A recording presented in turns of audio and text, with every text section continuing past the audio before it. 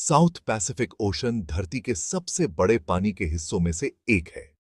ये करोड़ों square kilometre में फैला हुआ है, ऑस्ट्रेलिया और एशिया से लेकर अमेरिका तक। जब आप ग्लोब पर देखोगे तो एक बहुत बड़ा नीला हिस्सा दिखेगा। यही है साउथ पैसिफिक। इतनी बड़ी जगह होने के बावजूद यहां बहुत कम लोग और देश हैं। बस यहां वहां कुछ आइलैंड्स ही बिखरे हुए हैं। लोग अक्सर सोचते हैं, ये जगह इतनी खाली क्यों है? यहां इतने कम लोग और आइलैंड्स क्यों हैं? इसका जवाब आसान नहीं है। इसमें ज्योग्राफी, हिस्ट्री और नेचुरल चैलेंजेस सब मिलकर वजह बनते हैं। साउथ पैसिफिक ने सैकड़ों सालों से नाविकों, खोजकर्ताओं और साइंटिस्ट्स को हैरान किया है। इस जगह की खालीपन को समझना एक पहेली सुलझाने जैसा है। हर हिस्सा हमारे प्लेनेट के बारे में कुछ नया बताता है। डीप ओशन फ्लोर से लेकर अकेले आइलैंड्स तक हर कोने की अपनी कहानी है। तो चलिए इस सफर की शुरुआत करते हैं और जानते हैं कि साउथ पैसिफिक इतना खाली क्यों है। हम इसकी ज्योग्राफी, आइलैंड्स की कहानी और इस रीजन की खासियत को एक्सप्लोर करेंगे। साउथ पैसिफिक ओशन बहुत बड़ा है। जब आप इसे पहली बार देखते हैं तो लगता है जैसे पानी का ये समुंदर कभी खत्म ही नहीं होगा। ये करीब 63 मिलियन स्क्वायर माइल्स में फैला है। यानी ये इतना बड़ा है कि इसमें कई देश समा सकते हैं। अगर आप कंपेयर करो तो यह धरती के सारे लैंड से भी बड़ा है। सोचिए, जितनी सारी जमीनें मिलाकर बनती हैं उससे भी विशाल ये ओशन अकेला है। फिर भी जब आप यहां जमीन ढूंढोगे तो बहुत कम मिलेगी। कई बार तो मीलों तक सिर्फ पानी ही नजर आता है, कहीं कोई आइलैंड नहीं। ये पूरा ओशन ज्यादातर पानी ही है। बस छोटी छोटी आइलैंड्स ही यहां वहां दिखती हैं। ये आइलैंड्स भी इतनी दूर दूर हैं कि एक से दूसरे तक पहुंचना आसान नहीं। आखिर ये ओशन इतना खाली क्यों है? क्या वजह है कि यहां इतनी कम जमीन है? इसका जवाब इसकी जियोग्राफी में छुपा है। साउथ पैसिफिक की लोकेशन और बनावट इसे बाकी ओशन से अलग बनाती है। ज्यादातर ओशन फ्लोर बहुत डीप और फ्लैट है, जिससे आइलैंड्स बनना मुश्किल हो जाता है। यहां समुद्र की गहराई इतनी ज्यादा है कि जमीन ऊपर आने का मौका ही नहीं मिलता। बीच में कोई बड़ा कॉन्टिनेंट नहीं है, बस वॉल्केनो या कोरल रीफ से बनी बिखरी हुई आइलैंड्स हैं। ये आइलैंड्स भी अक्सर बहुत छोटे और अलग थलग होते हैं। इसी वजह से साउथ पैसिफिक एक खाली समुंदर जैसा लगता है। यहां की विशालता और खालीपन दोनों ही हैरान कर देने वाले हैं। ऊपर से तेज हवाएं और स्ट्रॉन्ग करंट्स भी हैं। ये हवाएं और करंट्स यहां के मौसम को और भी चुनौतीपूर्ण बना देते हैं। ये नेचुरल फोर्सेस ओशन को शेप देती हैं और पौधों, जानवरों, यहां तक कि इंसानों के लिए भी लाइफ मुश्किल बना देती हैं। कई बार तो यहां का मौसम इतना खराब हो जाता है कि नाविकों और मछुआरों के लिए भी खतरा बन जाता है। यहां की वेव्स बहुत बड़ी हो सकती हैं, जो समुद्री जीवन और इंसानों दोनों के लिए चुनौती हैं। ये लहरें कई बार इतनी ऊंची होती हैं कि देखने वाले भी डर जाएं और तूफान भी काफी तेज आते हैं। साउथ पैसिफिक में हर साल कई साइक्लोन आते हैं, जो आइलैंड्स और वहां के लोगों के लिए खतरा बन जाते हैं। इन सब वजहों से यहां आइलैंड्स और लोगों की संख्या बहुत कम है। यहां रहना आसान नहीं, इसलिए आबादी भी बहुत कम है। इसीलिए साउथ पैसिफिक धरती की सबसे खाली जगहों में से एक है। एक नीला रेगिस्तान, खूबसूरत लेकिन रहस्यमयी। यहां की शांति और अकेलापन इसे और भी खास बनाते हैं, जैसे कोई छुपा हुआ खजाना जो सिर्फ चुनिंदा लोगों को ही दिखता है। साउथ पैसिफिक के ज्यादातर आइलैंड्स वॉल्केनो से बनते हैं। ये आइलैंड्स दिखने में जितने खूबसूरत हैं, उनकी कहानी उतनी ही दिलचस्प है। यहां के हर आइलैंड के पीछे लाखों साल पुरानी ज्वालामुखी की ताकत छुपी है। जब अंडर वाटर वॉल्केनो फटता है तो उसके अंदर से लावा और राख निकलकर धीरे धीरे ठंडी होती है। ये जमा हुआ लावा समय के साथ ऊपर उठता है और आखिरकार समुंदर की सतह के ऊपर एक नई जमीन बन जाती है। ये प्रक्रिया बहुत धीमी होती है, लेकिन इसी से नए आइलैंड्स जन्म लेते हैं।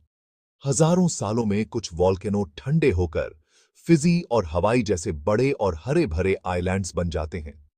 इन आइलैंड्स पर धीरे धीरे पेड़ पौधे उगने लगते हैं और इंसान भी यहां बसने लगते हैं। ये आइलैंड्स समय के साथ अपनी अलग पहचान बना लेते हैं। लेकिन हर वॉल्केनो इतना भाग्यशाली नहीं होता। कुछ पुराने ज्वालामुखी धीरे धीरे घिसकर या डूबकर वापस समुंदर में चले जाते हैं। उनके चारों तरफ कोरल रीफ उग आते हैं जो पुराने वॉल्केनो की याद दिलाते हैं। ऐसे ही कुछ आइलैंड्स को एटोल्स कहा जाता है। ये आइलैंड्स बहुत खास होते हैं क्योंकि इनकी बनावट बाकी आइलैंड्स से अलग होती है। एटोल्स रिंग शेप के होते हैं, यानी गोल घेरे की तरह। ये पूरी तरह कोरल से बने होते हैं और इनके बीच में अक्सर पानी भरा रहता है। ये आइलैंड्स बहुत नीचे होते हैं, बस कुछ मीटर ही समुंदर से ऊपर, इसलिए इनका अस्तित्व हमेशा खतरे में रहता है। एटोल्स के बीच में जो लैगून होता है वो समुंदर के बीच में एक बड़ा नीला तालाब जैसा दिखता है। ये लैगून मछलियों और दूसरी समुद्री जिंदगी के लिए एक सुरक्षित घर बन जाता है। लेकिन एटोल्स पर लाइफ बहुत नाजुक है।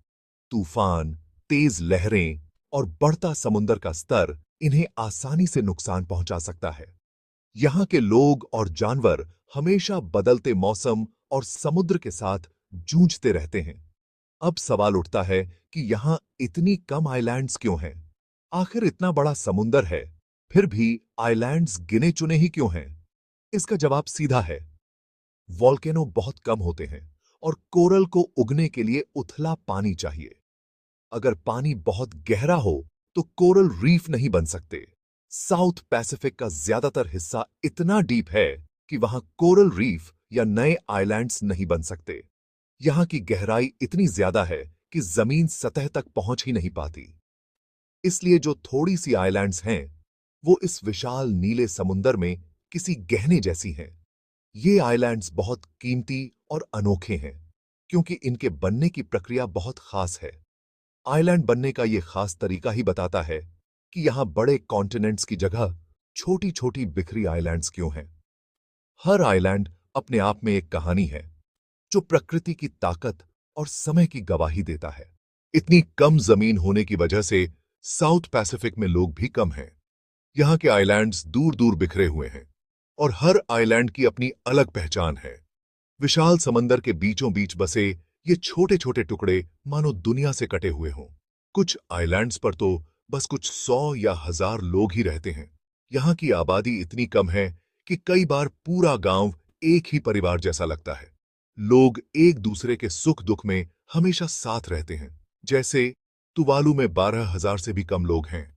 ये देश दुनिया के सबसे छोटे देशों में गिना जाता है और यहाँ की जिंदगी बाकी दुनिया से बिल्कुल अलग है। कई आइलैंड्स इतने छोटे हैं कि सब एक दूसरे को नाम से जानते हैं। यहाँ हर किसी की कहानी, हर त्योहार और हर खुशी पूरे गांव की होती है। इन आइलैंड्स पर रहना आसान नहीं है। मौसम कई बार बहुत खराब हो जाता है। तेज तूफान, भारी बारिश और कभी-कभी सूखा भी। घर भी अक्सर बहुत साधारण होते हैं जो इन मुश्किल हालातों में टिके रहते हैं। यहाँ रिसोर्सेज बहुत कम हैं। थोड़ा सा ही ताजा पानी, खेती के लिए कम जमीन और जॉब्स भी बहुत कम। बारिश का पानी इकट्ठा करना पड़ता है और खाने के लिए छोटी छोटी किचन गार्डन ही सहारा बनती हैं। लोग अक्सर मछली पकड़ने, छोटे गार्डन और बाहर रहने वाले रिश्तेदारों की मदद पर डिपेंड करते हैं। मछली पकड़ना यहाँ की लाइफलाइन है और जो भी थोड़ा बहुत उगता है वही बाजार में बिकता है या घर में खाया जाता है। यहाँ हॉस्पिटल्स और स्कूल्स भी कम हैं, जिससे बच्चों और बुजुर्गों के लिए लाइफ और मुश्किल हो जाती है। कई बार इलाज के लिए या पढ़ाई के लिए दूर दूर जाना पड़ता है, जो आसान नहीं है। इन मुश्किलों की वजह से कई यंग लोग अपने आइलैंड्स छोड़कर न्यूजीलैंड या ऑस्ट्रेलिया जैसे बड़े देशों में काम या पढ़ाई के लिए चले जाते हैं। वहां उन्हें बेहतर मौके मिलते हैं, लेकिन अपने घर और परिवार से दूर रहना पड़ता है। इससे पॉपुलेशन और कम हो जाती है। गांव के गांव खाली होते जा रहे हैं और कई घर वीरान पड़े रहते हैं। कुछ छोटे आइलैंड्स तो हर साल और खाली होते जा रहे हैं। कई बार तो लगता है कि आने वाले समय में यहां कोई नहीं बचेगा। इन सब परेशानियों के बावजूद साउथ पैसिफिक के लोग अपनी कम्युनिटी और फैमिली के लिए जाने जाते हैं। यहाँ के लोग बहुत मिलनसार हैं और हर खुशी या त्योहार को मिलकर मनाते हैं। वो एक दूसरे का साथ देते हैं और खुशियों को साथ में सेलिब्रेट करते हैं। चाहे हालात जैसे भी हों, यहाँ की कम्युनिटी स्पिरिट और आपसी प्यार ही इन आइलैंड्स की सबसे बड़ी ताकत है। साउथ पैसिफिक की हिस्ट्री एडवेंचर से भरी हुई है। हजारों साल पहले बहादुर लोग, जिन्हें पोलिनेशियन कहते हैं, लकड़ी की नावों में बैठकर इन खाली समुंदरों को एक्सप्लोर करने निकले। उन्होंने तारों, हवाओं और वेव्स की मदद से कई आइलैंड्स ढूंढे और वहां बस गए। उनकी ये यात्राएं इंसानी इतिहास की सबसे बड़ी उपलब्धियों में से हैं। काफी समय तक ये आइलैंड्स बाहर की दुनिया के लिए अनजान ही रहे। फिर 16वीं और 17वीं सदी में यूरोपियन एक्सप्लोरर जैसे कैप्टन कुक यहां आए। वो हैरान रह गए जब उन्होंने देखा कि इतने दूर दूर आइलैंड्स पर लोग रह रहे हैं।